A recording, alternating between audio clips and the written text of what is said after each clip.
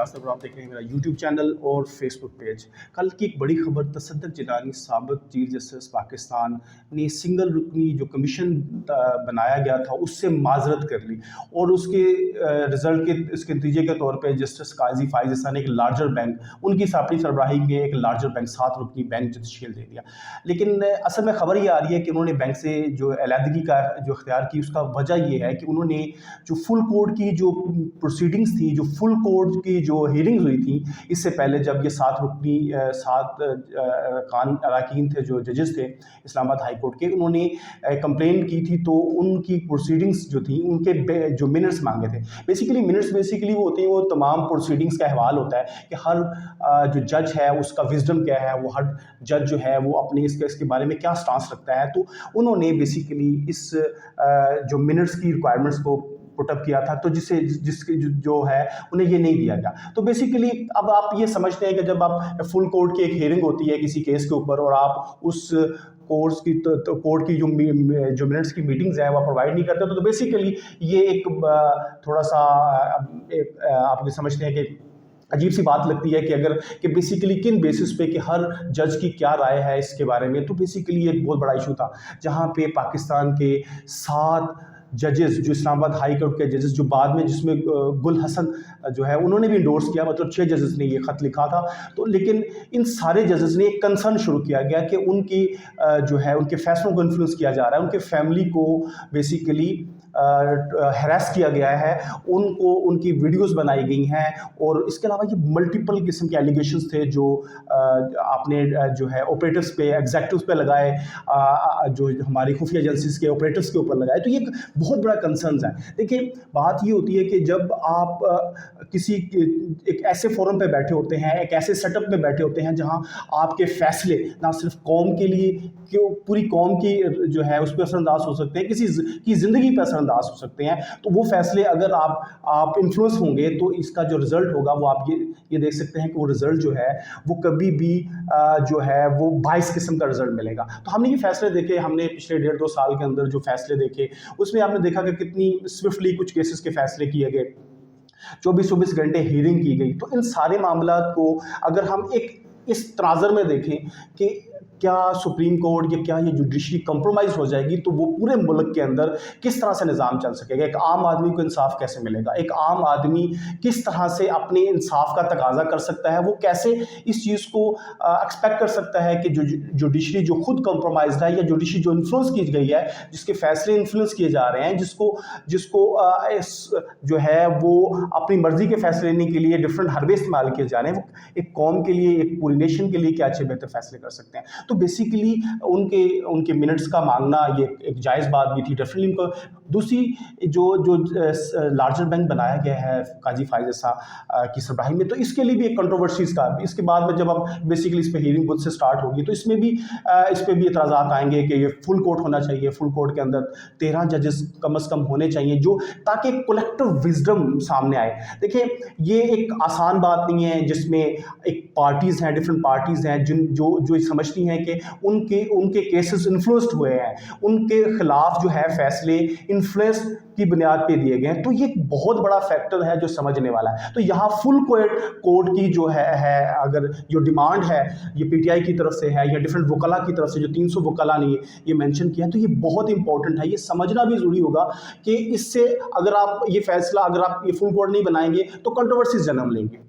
تو اس کے علاوہ اس سے پہلے ایک اور بھی چیز بڑی سامنے آ چکی ہے کہ قاضی فائز عیسیٰ صاحب کا کچھ جو ان کے ہم خیال بینچ کی شکل، بیسیکلی لوگ بات کر رہے ہیں کہ ہم خیال بینچ بنایا گیا ہے، تو الٹیمیٹ اس کا رزلٹ بھی ہوگا ویسا ہی ہوگا، تو اس طرح سے فیصلے بھی لنگر آن کیے جا سکتے ہیں۔ دیکھیں ویسے بینچز کے کورسز ہیں، یہ بہت اسٹریٹ فارورڈ کیسز ہیں، اسٹریٹ فارورڈ ان کے اوپر ہم 1-2 ویک کے اندر یہ سارا فیصلہ کیا جا سکتا ہے، لیکن اس کو لنگر آن کرنا، اگر آپ اس کو زیادہ لنگر آن کریں گے تو یہ بیسیکلی ایک बहुत बड़ा कदगन होगा एक जुडिशरी के ऊपर। जुडिशरी अपने ही लोगों को तहफ़्फ़ुज़ देने से में कायल नहीं होगी, तो ये बहुत बड़ा फैक्टर है। तो सबसे पहले काजी फाइज़ साहब को ये देखना चाहिए कि इसका लार्जर बेंच, अगर आपके किसी भी पार्टी के कंसर्न्स हैं तो इस कंसर्न्स को एड्रेस करना चाहिए। अगर आप एड्रेस नहीं करते तो ये फैक्टर लॉन्ग रन के अंदर एक बहुत बड़ा एक चैलेंज की शक्ल में आएगा, और कोई भी जजेस जो जुडिशरी है अगर इस पर फैसला नहीं होता तो आने वाले जो लोग हैं, ये जो लोअर जुडिशरी है, वो उस यही तासर जाएगा कि कंप्रोमाइज़ है। तो बेसिकली यहाँ पे हुकूमत भी थोड़ी सी तज़ब्ज़ब में है। पहले तो उन्होंने कोशिश किया कि यार गंगू से मिट्टी झाड़ दो, थोड़ा सा एक कमीशन बना दो ताकि थोड़ा सा इसको लिंगर ऑन करके फिर कमीशन का फैसला अगर हुकूमत चाहती तो उसको लिंगर ऑन करवाती, उसको पब्लिश करती, या उसका जो भी रिजल्ट होता तो उसको छुपा के भी बैठा जा सकता था। लेकिन ये प्रेशर है, ये सोशल मीडिया का प्रेशर है, ये वकाला का प्रेशर है। बेसिकली इन सारी चीज़ों को देखना पड़ेगा कि यहाँ पे क्या होता है। दूसरी चीज़, आपने डिफरेंट पॉलिटिकल जो है वर्कर है पीटीआई के, जो है हमाद अजहर साहब हैं, उनके 21 केसेस उन्होंने बेसिकली उनको ज़मानत मिल गई। अब इसके ऊपर डिफरेंट हल्के सहाफ़ी जो है वो एतराज़ात उठा रहे हैं कि उनको कैसे ज़मानत मिल गई। आप देखें कि उन पे केसेस किस सूरत में बनाए गए। उससे पहले वो पाकिस्तान के वज़ीर ख़जाना भी रह चुके हैं, उनके पास कितना डाटा होगा, कितनी चीज़ें होंगी, तो आप एक ही वक्त के अंदर उनके ऊपर 51 केसेस बना देते हैं। देखिए, अगर आप उन्होंने सिर्फ केसेस के अंदर ये कहा है कि मैं अपने केसेस का सामना करना चाहता हूँ। लाहौर हाई कोर्ट के अंदर उनके खिलाफ जो केसेस बने हैं, उनका केसेस का सामना करके जो भी उसका रिजल्ट निकलता है, तो उनको इसका मौका देना, ये मेरे ख्याल में एक अच्छी है। तो बेसिकली इस तरह से आप देखते हैं कि जुडिशरी अगर किसी के हक में फैसला करती है तो वहाँ पे आप कहते, ये लोग अपना रोना पीटना शुरू कर देते हैं। आप देखें पंजाब के अंदर हम औरतों को तहफ़्फ़ुज़ देंगे, आलिया हमजा, और आपने ये देखें, इनके केसेस देखें, या कितनी अजीब तरह के मंतक हैं उनके केसेस जो हैं वो किस तरह से उनको इन्फ्लुएंस किया गया। और उनके एक वक्त के अंदर डिफरेंट सिटीज़ के अंदर, मियाँ वाली के अंदर जलाओ गिराओ का वहाँ पे मुकदमा है, सरगोदा के अंदर है, तो एक बंदी जो है वो आलिया हमजा, या ये जो लोग हैं एक वक्त के अंदर इन मुख्तलिफ पोजीशन पे कैसे हो सकते हैं। केसेस की मंतक समझ नहीं आती। देखिए मंतक तो आप उनको लिंगर ऑन, एक भी अदालत उनको रिलीफ देती है तो वहाँ से दूसरा उनको वैसे जो है दूसरी जो है ज़िले की पुलिस उनको उठा के ले जाती है। तो बेसिकली अगर हम ये बात को सोचें तो ये बेसिकली हमें इंसाफ इन अदालतों से मिलना चाहिए। अगर कंप्रोमाइज़ अदालतें होंगी, कंप्रोमाइज़ किस्म की जुडिशरी होगी, तो फैसले भी उसी तरह के नज़र आएंगे। तो बेसिकली हमें इन चीज़ों पे आवाज़ भी एक हल्कों से आप देख रहे हैं, हर तरफ से आवाज़ उठ रही। इसके अलावा इमरान खान की मुलाकात हुई है जनाब अली मीन गंडापुर से। उन्होंने एक बहुत सख्त पैगाम दिया कि आप किसी भी सूरत में वफाक के साथ जो मामला हैं, वैसे तो इत्फाक जो भी चीज़ें होंगी वो तो चलती रहेंगी, लेकिन किसी भी सूरत में इनको कॉम्प्रोमाइज़ नहीं किया जाएगा वहाँ पे इनको। इसके अलावा उन्होंने अंदिया दिया कि जो ईद के बाद है वो लॉन्ग मार्च की शक्ल में लॉन्ग मार्च करेंगे।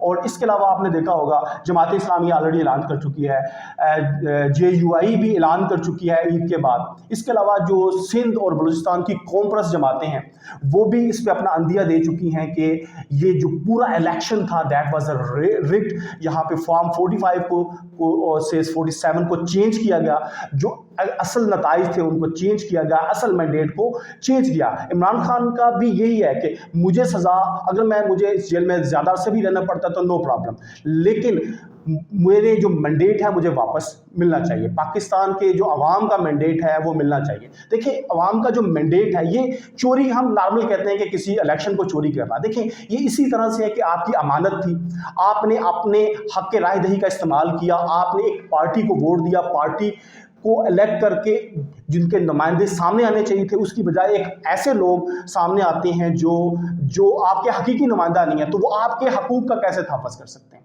तो बेसिकली इमरान खान इस मामले में बहुत ज़्यादा कंसर्न है। उन्हें अपना मैंडेट वापसी के लिए वो कहते हैं हम हर कोशिश करेंगे, हर एफर्ट्स करेंगे ताकि हमें अपना मैंडेट वापस मिल सके। इसके अलावा जनाब एक स्टेटमेंट आई थी आज़म नज़ीर तारड़, जो हमारे वज़ीर कानून हैं, उनकी जानब से स्टेट है कि अदलिया की आज़ादी और जो 6 जज के खाते, इस पर सियासत नहीं होनी चाहिए। ये वैसे बड़ी मज़े का खेज़ बात लगती है कि जब इनकी जो 1.5 साल की हुकूमत इससे पहले थी और जब जजेस के कुछ फ़ैसले इनके हक़ में नहीं आ रहे थे, या कुछ फ़ैसले जो इस तरह से जिनको ये कंट्रोवर्शियल करने के लिए शहर दस्तूर पे ये हर 1 घंटे के बाद ये कॉन्फ्रेंसेस करते थे, और इन्होंने जजेस के ख़िलाफ़ जो नाज़ेबा अल्फाज, जो उनको ان کی ہماری مریم اورگے صاحبہ یا مریم نواز صاحبہ نے کیا کیا القابات نہیں دیے. تو جوڈیشری کی آزادی جو ہے یہ بہت بڑا فیکٹر ہوگی. دیکھیے یہ نہیں کہ ایک تو آپ انفلوئنس کرنے کی کوشش کرتے ہیں کہ جب آپ کہہ رہے ہیں کہ اس پہ ہمیں سیاست نہیں کرنی چاہیے، لیکن جب آپ کا کنسرن تھا، جب عدالتیں میرٹ پہ بھی فیصلے کر رہی تھی، تو آپ نے ان کے نام لے کے اور ان کی فیملیز کو نشانہ بنا کے کہاں کہاں تک لے کے گئے. تو یہ بات آج اپنے لیے یہ بات کہنا کہ ان پہ سیاست نہیں ہونی چاہیے. تو جب آپ کو سیاست کرنی ہو تو آپ کسی پہ بھی الزام لگا دیں، آپ کسی بھی تصدیق کے بغیر الزام لگا دیں. تو یہ نون لیگ کا ہمیشہ سے ایک وتیرہ بھی رہا ہے. نون لیگ کا ہمیشہ سے رائے امتیاز یہ رہا ہے کہ وہ کسی بھی چیز کو کنٹروورشل کیسے کرتے ہیں، کسی بھی چیز کو جائز چیز کو کس طرح سے اس کو ٹوسٹ کیسے دیتے ہیں. تو یہ ایک بہت بڑا فیکٹر بھی رہا ہے. تو عدالتیں جیسے کام کر رہی تھی، آپ نے پچھلے 1.5-2 سال کے اندر دیکھا کہ جب ایک پیپل پارٹی کا ایک رہنما جناب اس پہ قتل کا مقدمہ تھا اور انہوں نے پاکستان آنا تھا، تو کس طرح سے عدالتوں نے انہیں انصاف فراہم کیا. اسی طرح اس صورت میں ان کے لیے وہ معاملات، وہ عدالتیں وہ بہت بالکل صحیح ہیں. جب نواز شریف نے آنا تھا تو عدلیہ خود چل کے اس کی بایو میٹرک کرنے کے لیے چلی گئی، اس کو آرام سے گھر بھیج دیا گیا. جو مفرور تھا اسے گھر آسانی سے سر آپ آئے ہیں جناب، آپ پہ کوئی ایلیگیشن نہیں، آپ گھر جا سکتے ہیں. ان کے بیٹے آئے جو کتنے سالوں سے مفرور تھے، جو یہ کہتے تھے کہ ہم پاکستان سے کوئی لینا دینا نہیں ہے، اب وہ پاکستان آئے تو کس طرح سے ان کے کیسز کو ختم کر دیا گیا. اس کے علاوہ جوڈیشری کس طرح سے فنکشن کرتی، تو یہ انفلوئنس تھا نا، ایک انفلوئنشل جوڈیشری کس طرح کے فیصلے کرتی ہے، یہ لوگوں کو نظر بھی آتا ہے. یہ نظر ہر عام بندہ ان چیزوں کو سمجھ سکتا ہے کہ یہ کیسے ہو رہا ہے. کہ اور آپ کے ایک جائز فیصلے، جس طرح سے عمران خان کے 4 فیصلے ہیں، 4 کیسز ہیں، آپ ان کیسز کے اندر آپ کو کچھ بھی نہیں ملے گا. اب سائفر کیس ہے، سائفر کیس کی حقیقت سب کے سامنے آیا ہو چکی ہے کہ کچھ اس کے اندر کوئی ایسی ایلیمنٹ نہیں ہے کہ عمران خان کو سزا دی جائے گا. اس کے علاوہ آپ نے توشہ خانہ دیکھا، توشہ خانہ میں عمران خان کو ریلیف مل گیا، عمران خان کی ضمانت ہو گئی، تو بیسیکلی وہ آگے جا کے کیس بالکل ختم ہو جائے گا، جس میں پاکستان کے ہر بندے نے توشہ خانہ سے اپنا ہاتھ صاف کیا. ان کے پراپر ریکارڈ موجود ہے. لیکن الیکشن کمیشن کو صرف عمران خان نظر آیا اور انہیں 2 کروڑ کی گھڑی کے پیچھے لگا کے انہوں نے کروڑوں کی کرپشنز کی، اربوں کی کرپشنز کی، اربوں کے کیسز کو معاف کروا دیا گیا. تو تیسرا کیس القادر ٹرسٹ، آپ اس کیس کے اندر دیکھیں، زمین بھی وہیں پہ ہے، ٹرسٹ بھی وہیں پہ ہے، پیسہ بھی وہیں پہ ہے، اور ہر چیز اپنے پیٹرن پہ ہے. لیکن آپ اینڈ پہ دیکھیں کہ لیکن عمران خان پر کیسز ان پہ سزائے دی گئی. اور سب سے زیادہ بھونڈا کیس آپ دیکھیں کہ عدت کیس. یار اس طرح کے کیسز، بلو دا بیلٹ کیسز، اس طرح کے بلو دا بیلٹ انتقام جو ہوتا ہے، کارروائی، یہ کون کرتا ہے؟ دیکھیں اس تمام کیسز کی حقیقت کو اگر آپ ایک عام بچہ، ہر شخص، چاہے یہ صحافی ہے جو اس پہ اتنا بولتے ہیں، ان کو جانتے ہیں کہ اس کی حقیقت کیا ہے، اور یہ کیسز اڑ جائیں گے. لیکن عمران خان کو ناحق اتنے عرصے سے ان جیلوں میں رکھا گیا. ان کے خلاف جو ہیں ان کی اپیلیں بیسیکلی آپ دیکھیں گے کس طرح سے ان کو ڈریگ آن کیا جا رہا ہے، ان کے کیسز کو لنگر آن کیسے کیا جا رہا ہے، تاکہ ان کو ٹارچر کر کے آپ بیسیکلی شاید ان سے کوئی مفاہمت کی بات کروا لیں یا ان سے کوئی ڈیل کی بات کروا لیں. بیسیکلی عمران خان، لیکن ایک بات ہے، عمران خان بکنے والا نہیں ہے. نہ عمران خان نے اتنا عرصہ، جو لوگ کہتے تھے کہ عمران خان جو ہے وہ ایک دن جیل میں نہیں گزار سکتا، وہ نشہ کرتا ہے، وہ ایک دن بھی جیل میں گزارے گا تو ڈیل کر کے بھاگ جائے گا. لیکن لوگوں نے دیکھا کہ وہ شخص ڈٹا ہوا ہے، اور وہ اتنا ایماندار طریقے سے ڈٹا ہوا ہے کہ ہر شخص کو اس نے جو ہے اس کی بنیادیں ہلا کے رکھ دی ہیں. حکومت جو اس وقت سے پریشان ہے کہ اس بندے کے اندر اتنی ریزیلینس کیسے ہے، اتنا یہ شخص کیسے ریزسٹ کر سکتا ہے. تو یہ ساری باتیں سمجھنے والی باتیں ہیں. عام آدمی دیکھیں، عدلیہ اسٹیبلشمنٹ، ہر چیز کو یہ سمجھنا چاہیے کہ ایک عام عوام کے سینٹیمنٹس کیا ہیں، عام عوام کس تناظر میں کیسے سوچتی ہے. اگر ہم ان کی سینٹیمنٹس، ان کی ذہنوں کو، ان کی چیزوں کو انڈرسٹینڈنگ کریں گے تو یہ دیکھیں تو یہ چیزیں، معاملات، یہ حکومت، یہ کنٹرول یا میکانزم نہیں چل سکتے. تو آج کچھ چیزیں سمجھیں کہ کس کا حق ہے اس کو دیا جائے، جو مینڈیٹ جس کا ہے اس کا حق بنتا ہے حکومت میں آنے کا. ایسا نہیں ہو سکتا کہ جو لوگ جعلی مینڈیٹ سے لوگ آئیں، جو فارم 47 کی پیداوار ہوں، ان کو آپ حکومتوں میں بٹھا دیں تو وہ کتنی دیر چلا سکتے ہیں. وہ کبھی بھی نہ تو وہ لوکل فورم پہ، نہ انٹرنیشنل فورم پہ ان کو ایکسیپٹنس ہوگی، اور انہیں ہمیشہ ضلالت کا ہی بالکل سامنا کرنا پڑے گا. تو یہ بہت سی چیزیں ہمیں خیال رکھنا ہے. اگر میرا تجزیہ پسند آئے پلیز لائک کیجیے گا، سبسکرائب کیجیے گا. اپنا بہت خیال رکھیے گا. اللہ حافظ.